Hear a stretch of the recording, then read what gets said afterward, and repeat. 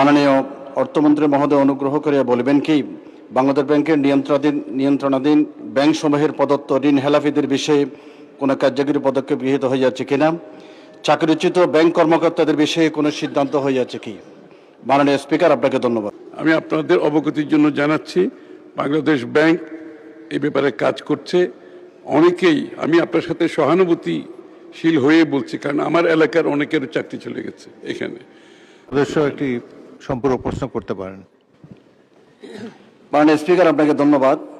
হেলাপি ঋণ বিষয়ে যেমনি আমার প্রশ্ন, তেমনি চাকরিচ্যুতির বিষয়ে সম্প্রতি আমাদের ইন্টারিম সরকার আমলে যেখানে মানুষের খুবই খারাপ অবস্থা, যেখানে বেকারত্বের বোঝা জাতির কাঁধে, সেখানে আমাদের কিছু ব্যাংক কর্মকর্তাদেরকে বিনা নোটিশে চাকরিচ্যুত করে ওনাদের চাকরির এইস আর নেই, স্ট্যাটাস মেনটেন করতে সক্ষম হচ্ছে না, ঢাকা চট্টগ্রাম থেকে বাড়িতে গিয়ে কোনো কাজ পাচ্ছে না।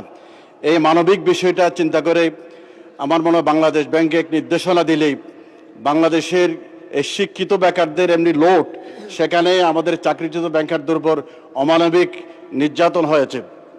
অনেকেই বিসিএসের পরীক্ষা দিয়ে, রিটেন পরীক্ষা না দিয়েই ব্যাংকে চাকরি পেয়েছে। অনেকেই সরকারি প্রাইমারি স্কুল চাকরি ছেড়ে ব্যাংকে চাকরি নিয়েছে। মাননীয় সদস্য প্রশ্ন করুন।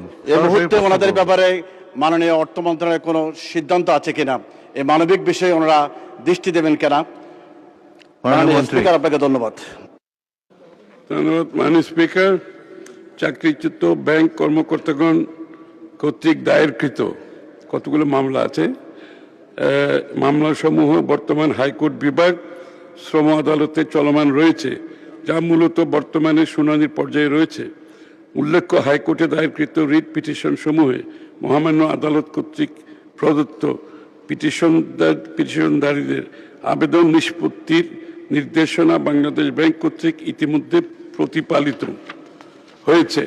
তবে বিষয়টি আদালতের বিচারাধীন অবস্থায় রয়েছে বিধায় এই পর্যায়ে সুনির্দিষ্ট সিদ্ধান্ত গ্রহণের সুযোগ নেই। তবু আমি আপনাদের অবগতির জন্য জানাচ্ছি, বাংলাদেশ ব্যাংক এই ব্যাপারে কাজ করছে। অনেকেই, আমি আপনার সাথে সহানুভূতিশীল হয়ে বলছি, কারণ আমার এলাকার অনেকের চাকরি চলে গেছে এখানে, এবং এই চাকরি যাওয়ার পেছনে অনেক ঘটনা আছে। সেটা আমি সংসদে বলতে চাই না, সেটা বিতর্ক সৃষ্টি হবে। কারণ হচ্ছে, অনেকের ধারণা অনেক ব্যাংক যারা ওন করে তারা তাদের নিজস্ব লোকজনকে রেখে বাকি লোকজনকে বিদায় করে দিয়েছে, এরকম একটা পাবলিক ধারণা আছে আর কি। এই বিষয়ে আমি আর বিস্তারিত বলতে চাই না। সুতরাং এই বিষয়ে বাংলাদেশ ব্যাংক কাজ করছে। যারা চাকরি হারিয়েছে এগুলোর ব্যাপারে একটা দীর্ঘ তদন্ত চলছে। তার ফলশ্রুতিতে পরবর্তীতে বাংলাদেশ ব্যাংক কার্যক্রম গ্রহণ করবে। আপনাকে ধন্যবাদ মাননীয় স্পিকার।